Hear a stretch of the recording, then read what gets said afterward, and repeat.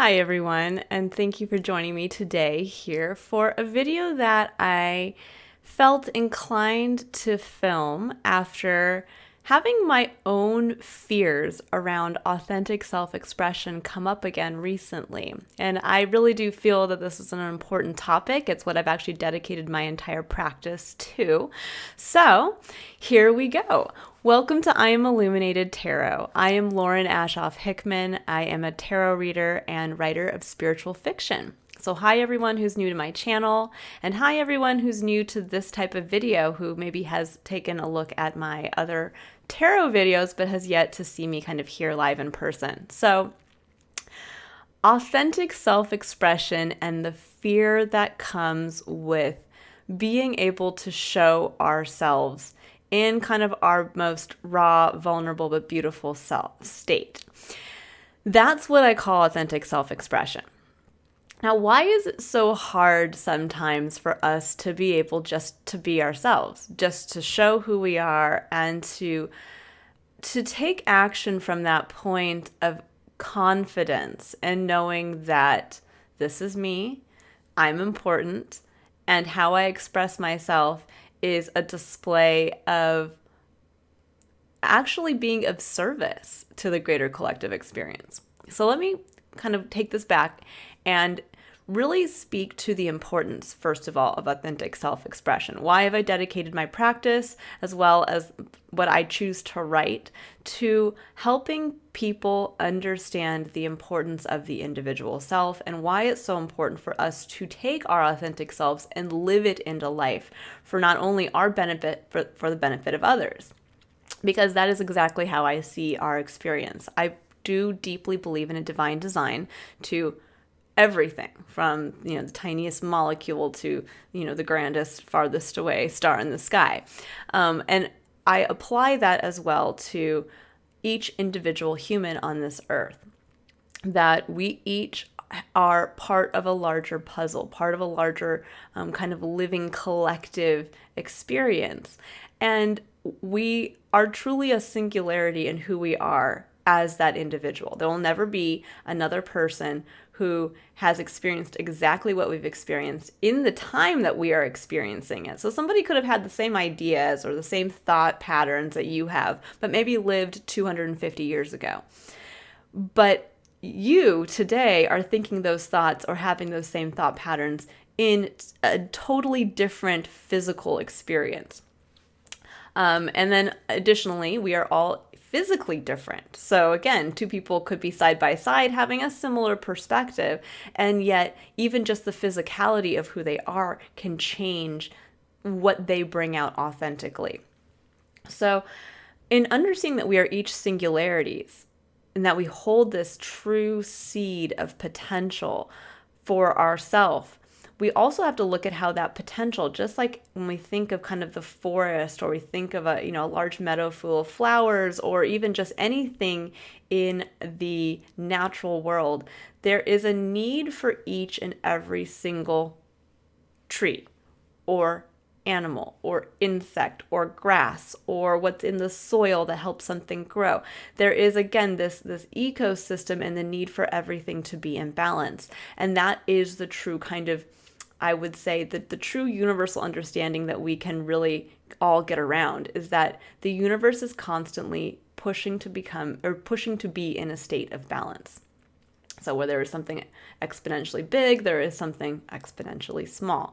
And that goes to say for all different aspects of our physical experience. And so the same can be said as far as even our spiritual experience, that each one of us, there's something in us spiritually that is meant to help counterbalance something that is spiritually unique to another individual. And so for us, in order to keep the balance in our experience so that we don't go, that our whole kind of communal aspect to our human experience doesn't go way this way or way this way, we all have to really work on allowing our singularity, our spiritual singularity, to be expressed so that, again, there is constantly this harmony. I liked to speak in previous videos to the one movie, and now I can't think of the name of it, of course, but it's one of those superhero movies. I think it was by M. Night Shyamalan, where Unbreakable, I think is the name of the movie, where it has Bruce Willis and Samuel L. Jackson. And what is realized in that is that Bruce Willis's his heroic capabilities are only unlocked when his nemesis, chooses to show himself authentically. And so it really kind of shows that, even our perspective of what's good and bad in the great grand design of things isn't always that black and white, because a hero needs a villain.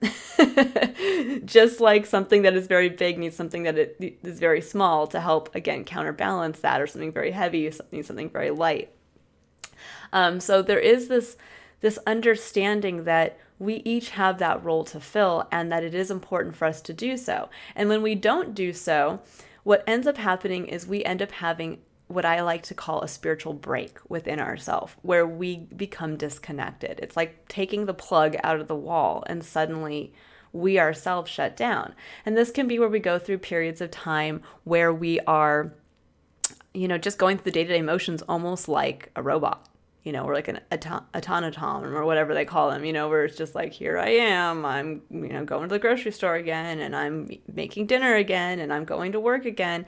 And there's no connection to what we uniquely bring to that situation, or there's no emotional connection to how does this make me feel.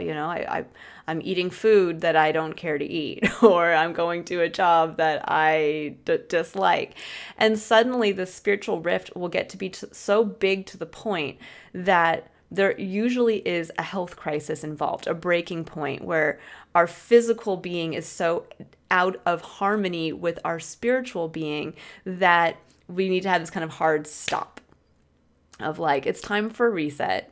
It's like a cosmic reset where, okay, it's time to turn on the lights and realize that the plug somehow has gotten unplugged, and it's time to plug back into source.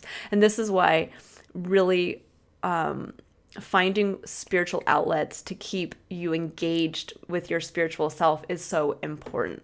Whether that is going into the esoteric spiritual arts of astrology and numerology, or whether that's finding an organized religion that really helps you commune in a way with others, but also communing with those aspects of yourself that need expression. Now, when that happens, when the individual suffers a spiritual disconnection or break, that can also create a ripple effect around the people around them, who also then are, it's almost, when we think about it, everything is at a vibrational frequency in our experience, whether it's through sound or light or electromagnetic energy. And that actually can be felt. In fact, I am a tarot card reader, and part of what I do in tarot is not magic.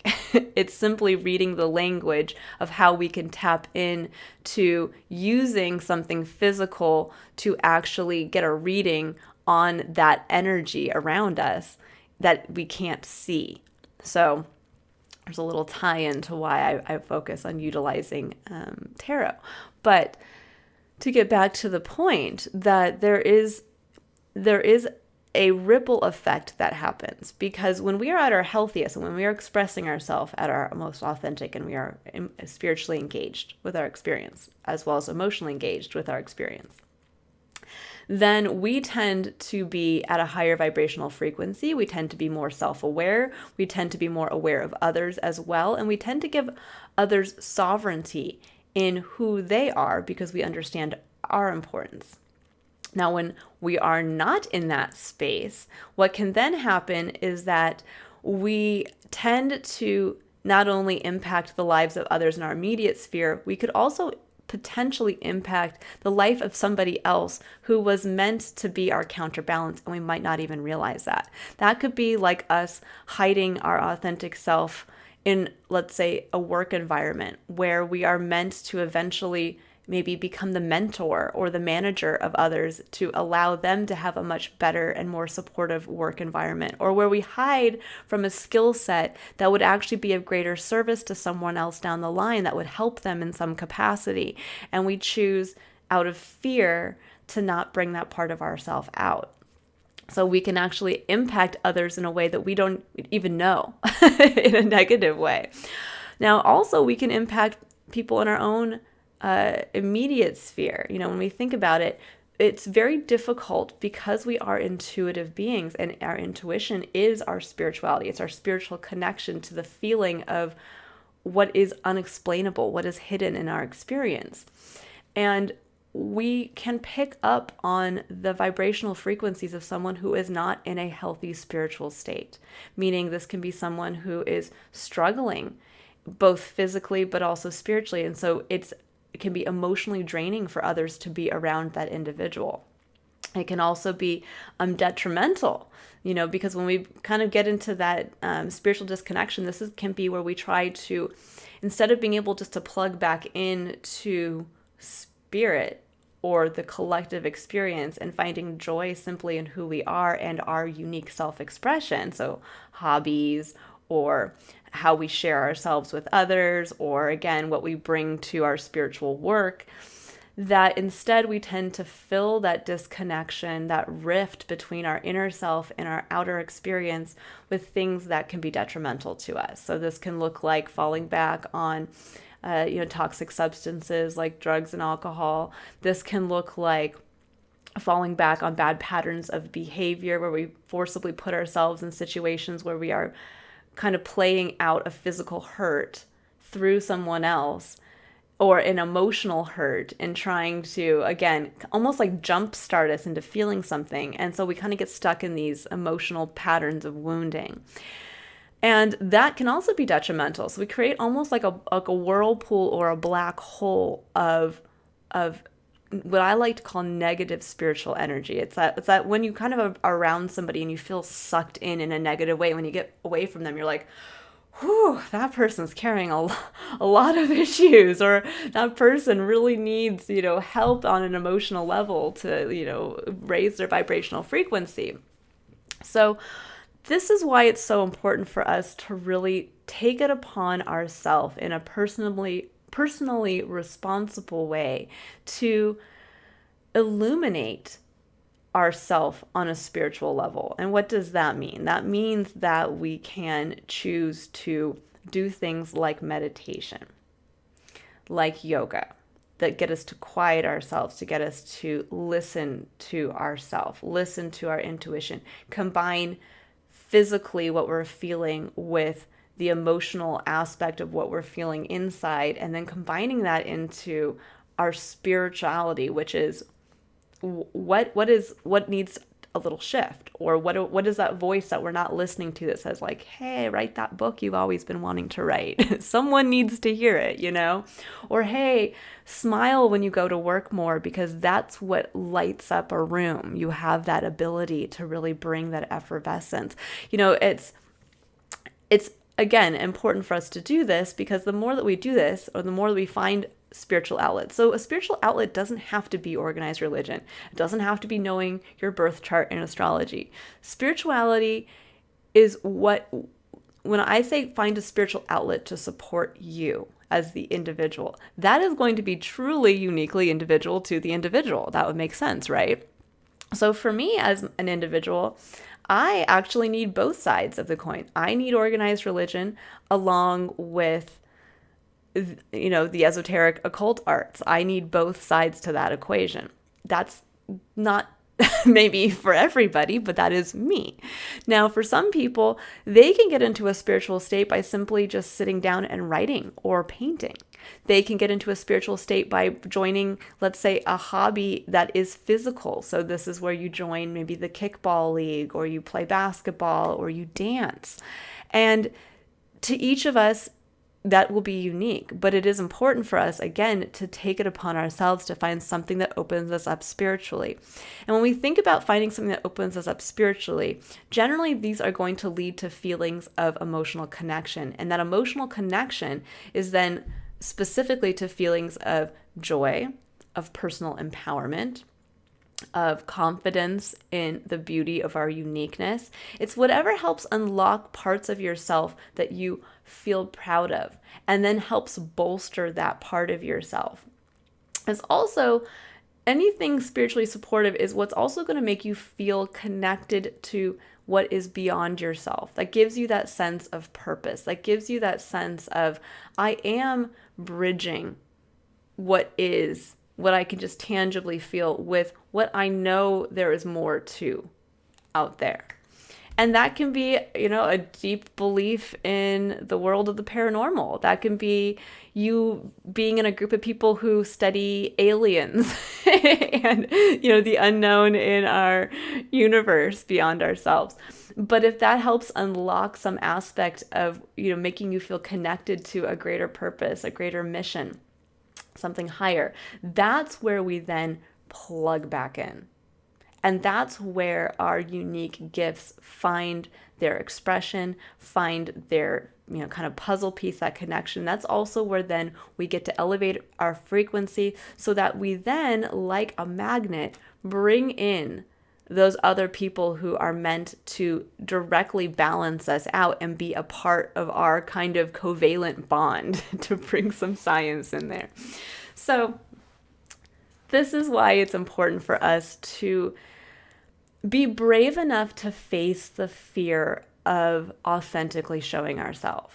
And, I do really say it's a fear, because even myself, I do also battle with this. For as long as I have been a little out there, some may say, there are other aspects of myself that I do tend to fear expressing, more because I don't want to encroach on another person's personal perspective or experience. But what I've had to learn through my entire life experience is that, again, our perspectives are important. So sharing them in a way that is open, that is optimistic, that is inviting for others to do the same, even if it is not in agreement with you, is, again, creating those dynamic, what I call spiritual covalent bonds. You're bringing people together, even if they tend to be opposite. When we think of magnets, it's two magnets that are the same push each other away. It is a magnet that has an opposing force that brings that connection together. So there's this feeling sometimes of, I don't want to be that opposing force to somebody else. I don't want to have to be the person that brings up that I believe in tarot and the astrology, in the world of astrology, numerology, in the room where everybody is espousing the tenets of the Christian faith. Or I don't want to be the one who sees a certain political perspective and to express that when everyone else, maybe sees the opposite perspective. What we have to realize is that sometimes the important aspect is that we are constantly living out that other perspective. We are bringing that other perspective out so that we can balance the what is opposite to us. And it also helps round out our experience, that we can't just live from our perspective alone and not be able to take in other perspectives, because that's how we start to fill in the gaps. We start to see the greater expanded vision of our entire collective experience. It would be like if every time we picked up a book and we're like, well, this book isn't specifically describing every experience I've experienced, so I might as well not read that. I'm not going to watch a movie that talks about somebody else who doesn't see exactly or act the exact way I would act in that situation. It's like, no, it's fun to actually watch unique individuals, unique characters. In fact, it's the books and it's the characters in the books and the movies and the TV shows that we watch that are the most unique, that are the most intriguing to us. It's also the characters that are the most authentic to themselves, no matter the situation. And sometimes that can be painful. I tend to think of, some characters, like when we think of Seinfeld, or we think of maybe Larry David, obviously connection to Seinfeld. But those characters can sometimes be painful in how true and authentic to themselves they are, and not being able to maybe hold back a little bit when they're interacting with others. But there's an endearing quality to that. And I look at many of the characters that even in today's media, and going back into, again, fictional characters from the past, we look at characters like Anne of Green Gables. We look at characters like even in the current Ted Lasso, or, I just caught a few of the new episodes of Wednesday on Netflix, I believe. And there's a character, it's not even the Wednesday character. I find that the actual character that Wednesday, the main character, is in, that's her roommate, is kind of like the ever optimistic, kind of outgoing character. And even around the other character tends to be a little bit more negative and maybe dour. That not only do they balance each other out, but neither character feels the need to change themselves in the situation. And they together are, actually elevating their experiences as they go along, being true to themselves. So keep that in mind, that again, the best characters are the characters that are themselves authentically, that share themselves authentically, but do so again in a way that is optimistic, that is hopeful, that is looking and inviting others to do the same. So it's like, if you want to wear your pink fluffy tutu to the grocery store, then don't be shocked when somebody, wants to wear a hat that's this big. It's saying, I want to do this as much as I hope other people get the chance to do the same. And by doing that, that's how we connect to purpose. I think there's a lot of questioning out there of, well, how come I can't feel my purpose, or I don't see what I'm doing as being purposeful? And what we have to kind of do is bring that responsibility back to ourselves. It's not that our work should give us purpose, or our family should give us purpose in the raising or the supporting of them, or that the physical work that we do, the planting of trees or the farming of the land or the things we create, give us purpose from an external point of view. We have to look at it from an internal perspective first and connect with that. What do I uniquely bring that only I can bring to the situation? And that can be your magnetic smile and your optimistic outlook. That could be your highly critical analytical eye, but your boisterous laugh that combine together to unlock miracles in the world of project management. It can be your incredible connection, your connectivity with others, and that's what makes you a fantastic salesperson. And you're able to really allow somebody's product to be seen by many different people because of your ability to open doors fearlessly and connect one-on-one with people. There's all kinds of ways where when we realize what we bring authentically, I bring my detail-mindedness, or I bring my imagination, or I bring my heart and soul into everything, or I bring my artistic talent. I bring my love of design, my eye for beauty, my love of nature and animals, whatever it is that you connect to that deeply resonates with who you are at your core, your perspectives, your opinions, your beliefs. Again, the more that we bring those out, the more we find that is our purpose. We are here to express ourselves, and that's it. That is our purpose. That is why we are here, is to connect ourselves with others. Again, we don't live in a vacuum. We weren't born just in a little tube and we just sit there and are like, well, this is me, this is me, this is me. It's like, no, this is the painting that the world needs to see. This is the book that the world needs to read. This is the smile that everyone can benefit from. So there's this quality about understanding that that's where purpose comes from first, is the emotional connection to yourself and realizing the importance of yourself and the impact truly that you have not only on your immediate sphere of influence, but also on individuals that you have yet to even understand your connection to. And that's where the awe and the wonder comes in. So once we connect to ourself, and through courage, we overcome the fear of connecting to the external world, that's where in the external world we get to truly manifest those miracles. We get to see the prayers, we get to see the hopes, we get to see the dreams, we get to see, again, however we truly manifest internally, we get to see that in a wondrous way come to be. All right, so I'm going to leave that here. I hope all of you find the courage in the Sagittarius season to seek the truth of who you are in whatever spiritual practice or way supports that within you, and that you really dig deep to find the courage to understand your own importance and to really start to understand and open your eyes up to how that importance actually affects others around you and how their importance affects you as well. And that's a gift in and of itself. All right, I'll leave you all with that. If you would like to learn more about me and my spiritual practice or the spiritual fictional books I have written, you can visit the description box below and visit my website. Otherwise, I look forward to more tarot readings and more videos of this nature. Bye, everyone.